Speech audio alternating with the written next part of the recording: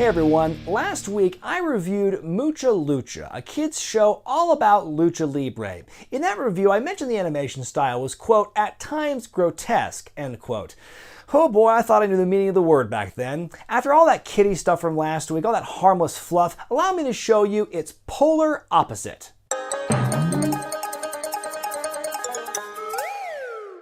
This week on Animation Month, I'm taking a look at Mongo Wrestling Alliance, which ran during the first half of 2011 on Adult Swim. It tells the story of a young man who's the heir apparent to a wrestling family empire, trying to make his way through the sleazy and depraved world of pro wrestling. Mongo was created and written by Tommy Blatcha, one of the minds behind Metalocalypse. Along with his other various writing and voice acting credits, Blatcha wrote for the WWF during the height of the Attitude Era. In fact, you can even see him make an appearance in one of Raw's most infamous moments.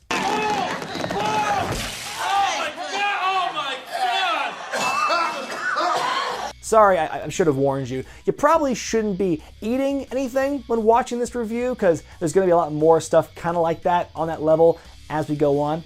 Anyway, Mongo Wrestling Alliance, which ran for 10 episodes in 10 to 12 minute installments, only lasted one season before the plug was pulled, which is a damn shame because this show should be lauded as the national treasure it truly is. Excuse me, I'm getting a little ahead of myself. Let's just start at the beginning, which is as good a place as any, I guess.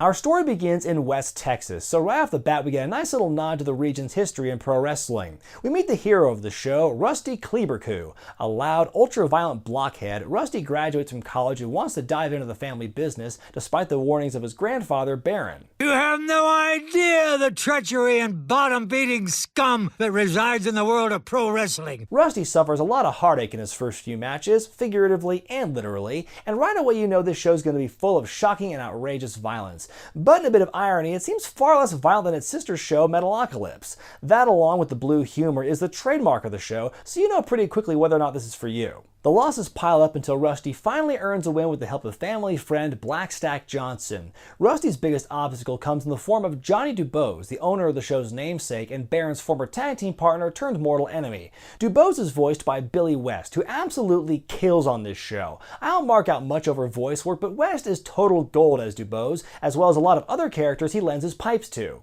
We are going to get underway momentarily, but first we have a very special message from Johnny Dubose. The book is already as magnificent as this. The Golden Hog Award. In case of diarrhea, whosoever leaves the ring first forfeits the match. Rusty is humiliated by Dubose on a grand stage, suffering the fate of hundreds of masked little people and one flaming ass. Desperate to get an edge and avenge his grandfather, Rusty, his brother Fat Balthazar, and Stack unearth a hidden secret weapon from the CIA. It's giant redneck Booter Lee Bogg, voiced by former WCW star Will Sasso.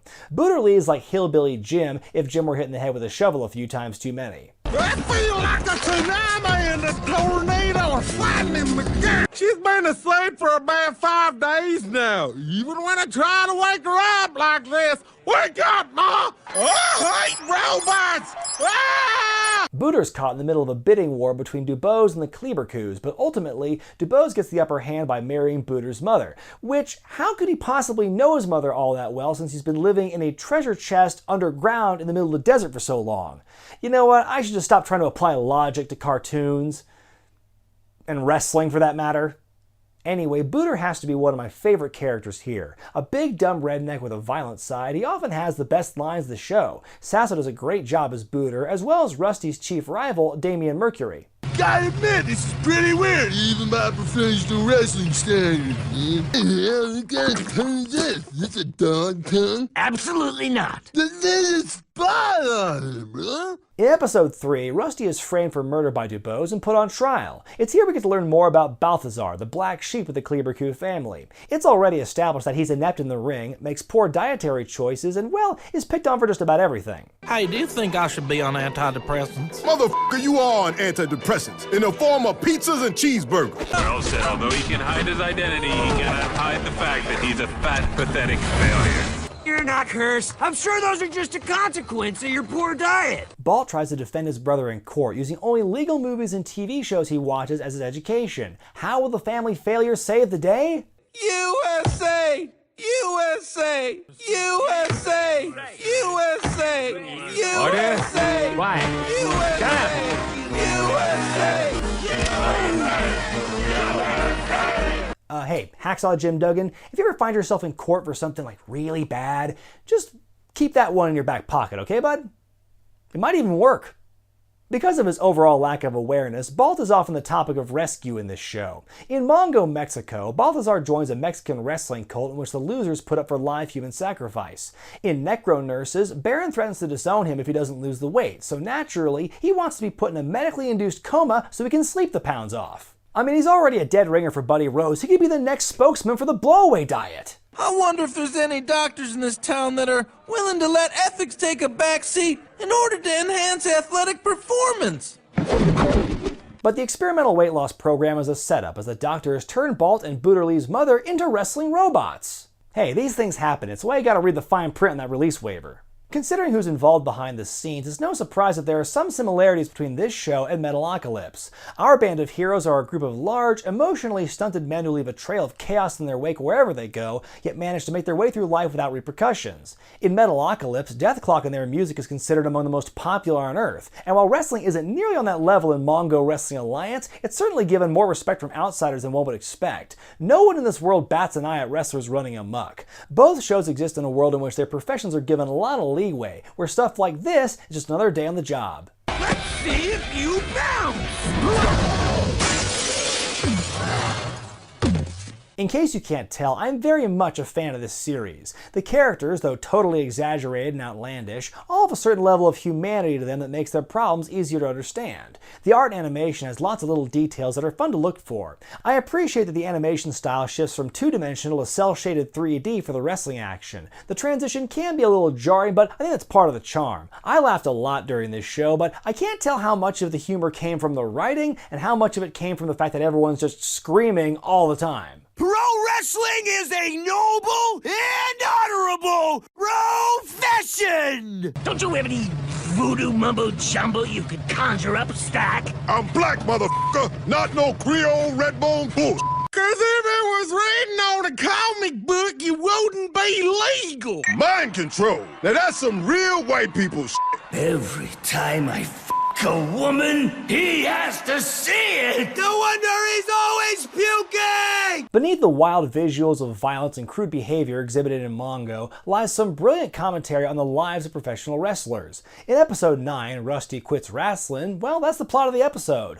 Tired of the abuse and the backstabbing, Rusty walks away from the business and gets a quote-unquote real job selling health supplements. But when trying to acclimate to the real world, he realizes he's not like everyone else. He, along with the rest of his psychotic family, is wired differently than those who aren't wrestlers, and slowly but surely he realizes that his life is destined for the squared circle. It doesn't help that he's passed up for a promotion in favor of the boss's relative, reminding Rusty that treachery in politics exists everywhere.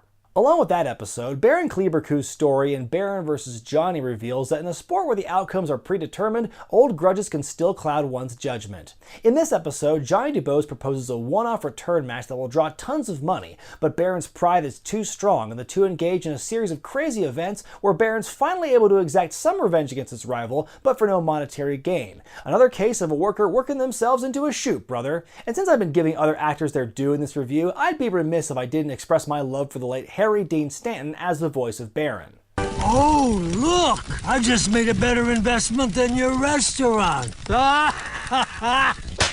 It really is too bad that Mongo Wrestling Alliance is just a one and done, but apparently the network that greenlit Fish Center knows best. Not saying we're going to kill Squirt, but it's a poll, should we kill Squirt?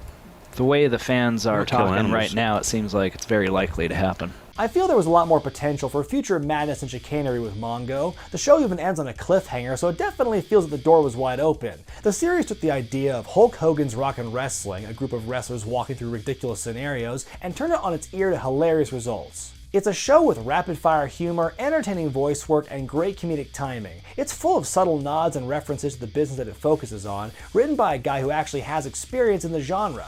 The episodes are nice and short so you can breeze through the series in less than 2 hours. If you're a fan of Metalocalypse and other shows with fast-paced, crude humor, then I highly recommend you check the show out. It's free on Adult Swim's website. It's a much better use of your time than watching, well... Oh my god! Well, every writer's got their Waterloo.